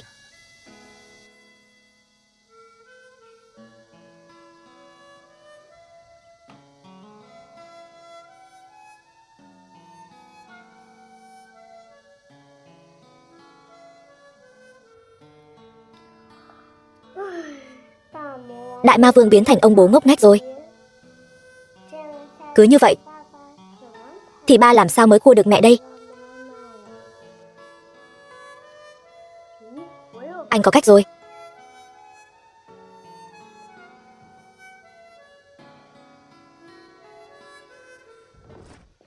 Không xong rồi, Hoắc tổng, tiểu thiếu gia và tiểu thư không thấy đâu. Cái gì? Chuyện xảy ra khi nào? Không biết. Có khi nào là người của Lâm gia bắt cóc hai vị rồi không? Tiểu Trừng đã từng bị bắt cóc một lần rồi. Chuyện tương tự không thể xảy ra nữa. Nếu không Vãn Nguyệt sẽ nghĩ về tôi như thế nào? Đúng rồi, cậu đi xem camera giám sát đi. Tôi đi xem Vãn Nguyệt thế nào. Vâng.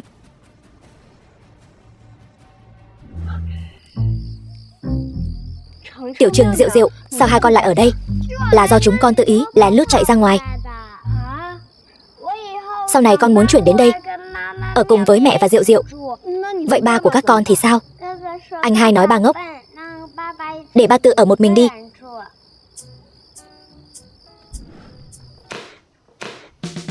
Hoắc Tử Trừng, Đại ma vương đuổi theo con rồi. Con không muốn về đâu. Đình Tư, đồ nhát gan.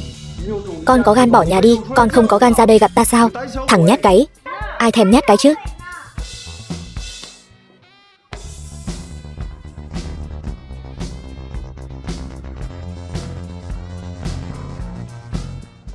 Ba ơi, Tiểu Trưng, sao con lại tự làm mình thành ra thế này? Mẹ ơi, con là người biến anh trai thành ra thế này đấy. Ba ơi, con làm có đẹp không?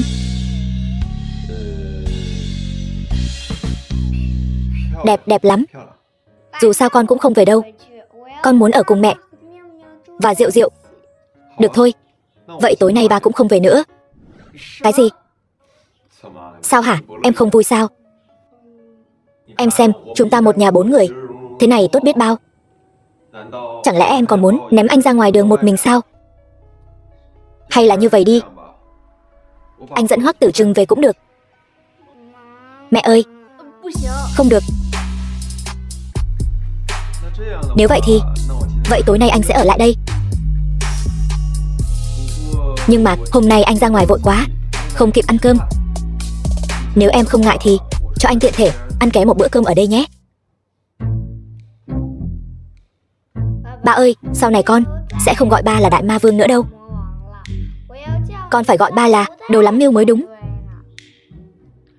Hoắc Tử Trừng, có phải con muốn ăn đòn không hả? Đi thôi, mẹ đưa con đi tẩy trang. Hoắc Tử Trừng, con.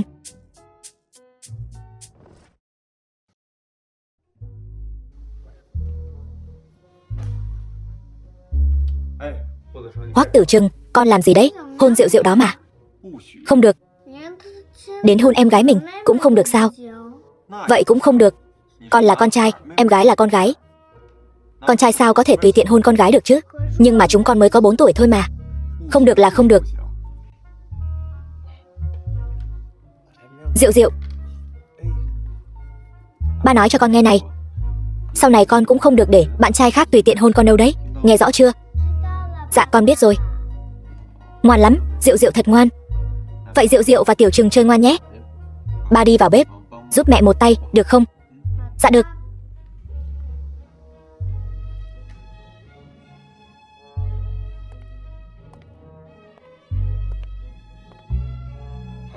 Bọn trẻ đang vẽ tranh. Anh đến xem, có gì cần giúp đỡ không? Hay là anh giúp em rửa rau đi.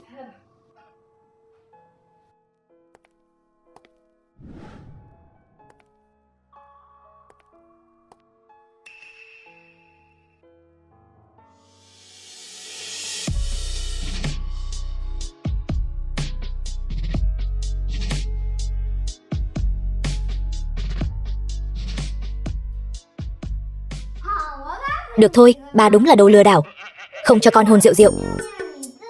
Còn ba thì lại lén lút hôn mẹ.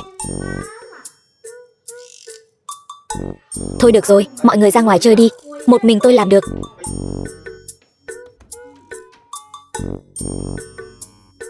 Hoắc Tử Trừng, ai cho con dẫn Diệu Diệu đến đây hả? Có phải tối nay con không muốn ăn cơm nữa không? Rõ ràng là ba lừa trẻ con trước mà. Còn dám cãi? Ba chỉ muốn chiếm tiện nghi của mẹ thôi. Như vậy sẽ không cưới được mẹ đâu. Chuyện của người lớn, trẻ con biết gì? Sao con lại không biết? Trên mạng nói phụ nữ rất coi trọng cảm xúc. Ba còn không cầu hôn với mẹ thì mẹ đương nhiên sẽ không gả cho ba rồi. Cầu hôn.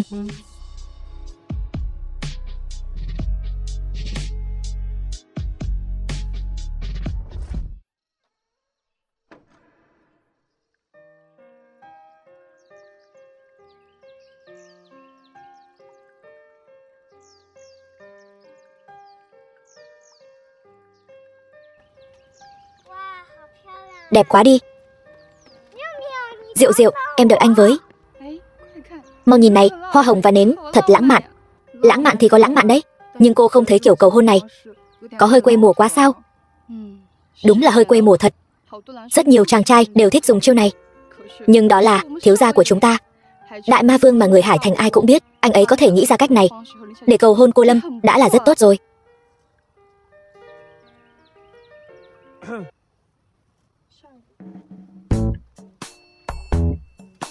Quê mùa sao? Đây là cách mình tìm trên mạng được nhiều lượt thích nhất đó. Chẳng lẽ là mình nhìn nhầm sao? Bố cuối cùng cũng chịu cầu hôn mẹ rồi. Đều là công lao của anh. Nếu không thì bố cả đời cũng không theo đuổi được mẹ đâu. Bố ơi, mẹ khi nào thì về? Vãn Nguyệt có thấy mình quê mùa không nhỉ? Bây giờ sửa còn kịp không? Vậy bố gọi điện cho mẹ nhé. Alo, Đình Tư, em tan làm chưa?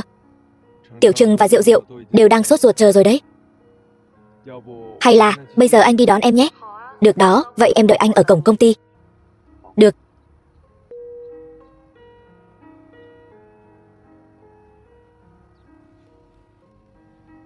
Vậy hai con ngoan ngoãn tự chơi đi nhé. Bố đi đón mẹ bây giờ nhé, được không?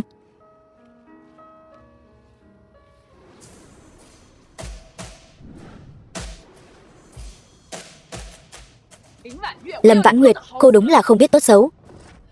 Từ Ngọc Anh, bà đang làm gì vậy? Chẳng lẽ chuyện của Khả Nhi vẫn chưa đủ để bà nhận bài học sao? Bà cũng muốn vào tù ở sao? Còn dám nhắc đến Khả Nhi trước mặt tôi. Lâm Vãn Nguyệt, cô đúng là đồ tai họa. Lúc cô sinh ra thì mẹ cô đã mất mạng rồi. Bây giờ cô vừa mới trở về, Khả Nhi đã bị cô tống vào tù. Bố cô bị cô chọc tức đến trúng gió, bây giờ đang nằm trong bệnh viện, biến thành người thực vật rồi. 4 năm nay, sao cô không mất mạng ở bên ngoài đi? Lâm Chấn Sơn thành người thực vật rồi, còn ngây ra đó làm gì? Lên cho tôi. Đây là địa bàn của nhà họ Tạ, khắp nơi đều có camera giám sát. Bà dám động vào tôi một cái, rất nhanh sẽ bị phát hiện thôi. Từ Ngọc Anh, tôi khuyên bà đừng làm càn. Đến nước này rồi, cô nghĩ tôi còn để ý sao? Còn ngây ra đó làm gì? Lên cho tôi.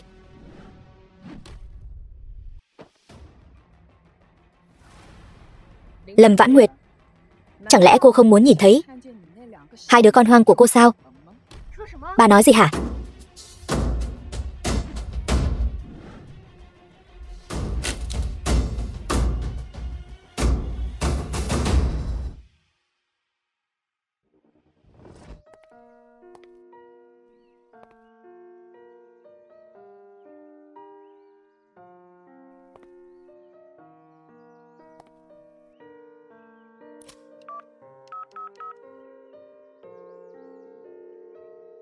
Đại Ma Vương Hoắc Đình Tư.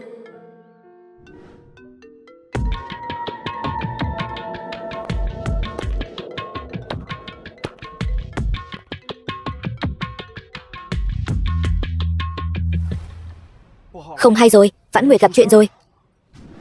Từ Ngọc Anh, rốt cuộc bà đã làm gì? Tiểu Trừng và Diệu Diệu rồi, đừng vội. Đợi Hoắc Đình Tư đến, tôi sẽ tiễn cả nhà các người xuống địa ngục. Từ Ngọc Anh, mau thả Vãn Nguyệt ra cho tôi. Lên cho tôi.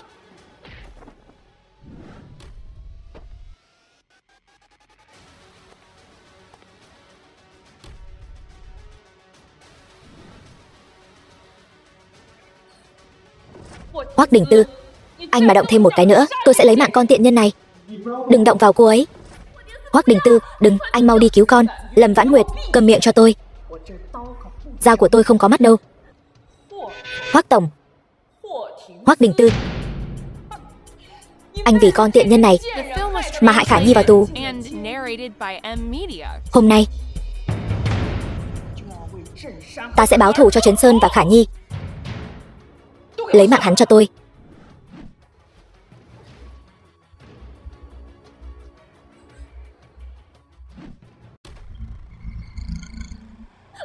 Đừng mà, ngoan ngoãn cho ta.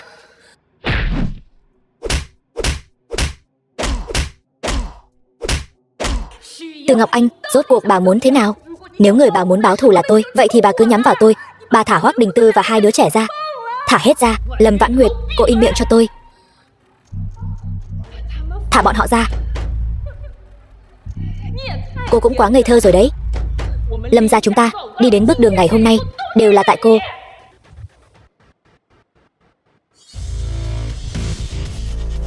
Tôi đã nói là đừng động vào cô ấy. Lâm Khả Nhi là do tôi đưa vào. Cổ phần Lâm gia cũng là do tôi bảo người thu mua. Chuyện này không liên quan đến Lâm Vãn Nguyệt. Bà thả cô ấy ra. Bà muốn mạng của tôi đều có thể cho bà. Hoắc Đình Tư, anh vì con tiện nhân này mà làm đến bước này. Vậy Khả Nhi nhà chúng tôi thì sao? Từ Ngọc Anh, trò chơi này vui không? Lâm Vãn Nguyệt, cô đang làm cái gì vậy? Cô không sợ tôi tìm người lấy mạng hai đứa con hoang của cô sao? Tiểu Trừng và Diệu Diệu căn bản không nằm trong tay bà. Nếu không thì vừa rồi Hoắc Đình Tư đã nói chỉ cần thả tôi và bọn trẻ ra, anh ấy sẽ cho bà cả mạng anh ấy. Nhưng anh ấy một câu cũng không hề nhắc đến bọn trẻ. Không ngờ đến cả cái này mà cô cũng nhìn ra được sơ hở. Lâm Vãn Nguyệt, cô tưởng rằng cô trốn thoát được sao? Ở đây có nhiều người như vậy. Cô có bản lĩnh thì lấy mạng tôi đi. Mấy người dám báo cảnh sát? Đi. Mấy người muốn đi đâu? Mấy người đứng lại cho tôi, lấy mạng hết cho tôi.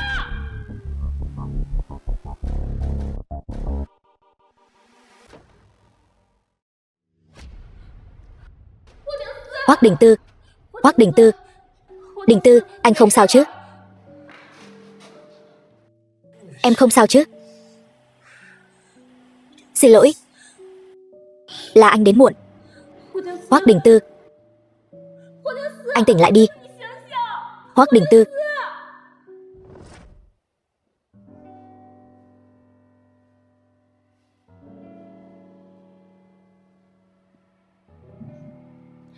Đình Tư, anh tỉnh rồi. Anh có muốn uống nước không? Anh có đói bụng không? Em đi lấy đồ ăn. Vãn Nguyệt, em ngồi đi.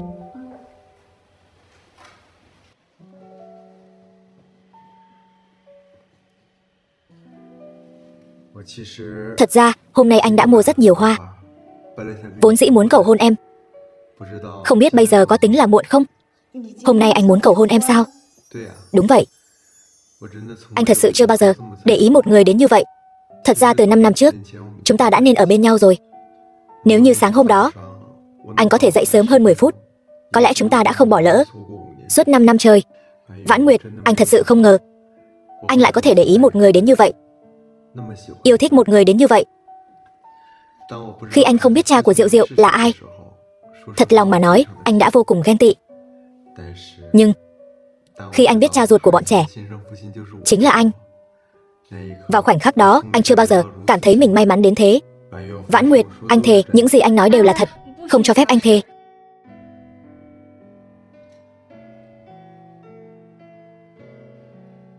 Thật ra sau đêm 5 năm về trước đó, anh đã từng tìm em rồi, nhưng không tìm thấy. Xin lỗi để em phải chịu nhiều khổ sở như vậy. Mọi chuyện qua rồi. Vãn Nguyệt, anh yêu em. Em biết không, hôm nay anh đã sợ hãi đến mức nào. Vết thương mới chồng lên vết thương cũ của anh có biết em sợ hãi đến mức nào không? Thật sao? Em đang quan tâm anh sao? Em... Cái áo của anh đâu rồi? Chính là cái áo dính máu đó. Cái áo của anh bẩn quá rồi. Em vứt vào thùng rác giúp anh rồi. Sao vậy? Anh làm gì vậy? Anh nằm xuống đi. Anh phải tìm được nó. Sao anh cứ như trẻ con vậy? Cái áo đó thật sự rất quan trọng với anh nhất định phải tìm được nó. Được rồi, em giúp anh tìm. Anh ngoan ngoãn nằm đó đi, đừng lộn xộn.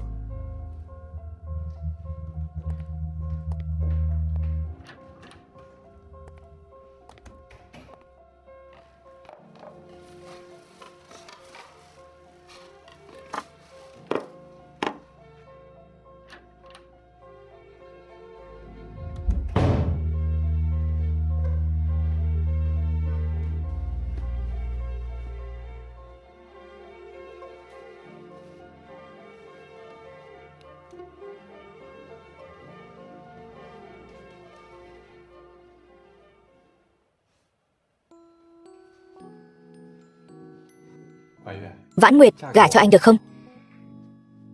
Hoắc tiên sinh, chúng ta mới quen nhau mấy tháng, anh đã cầu hôn em rồi, có phải tiến độ hơi nhanh quá không? Vãn Nguyệt, thật ra anh rất hối hận.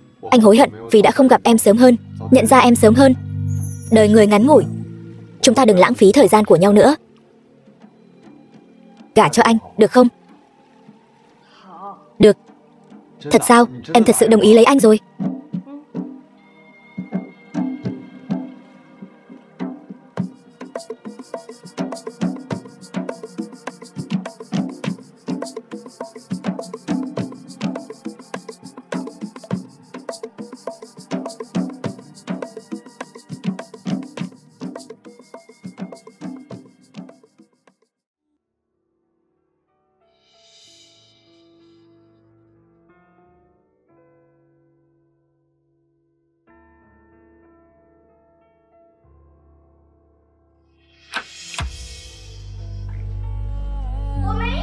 gia đình chúng ta cuối cùng cũng ở bên nhau rồi.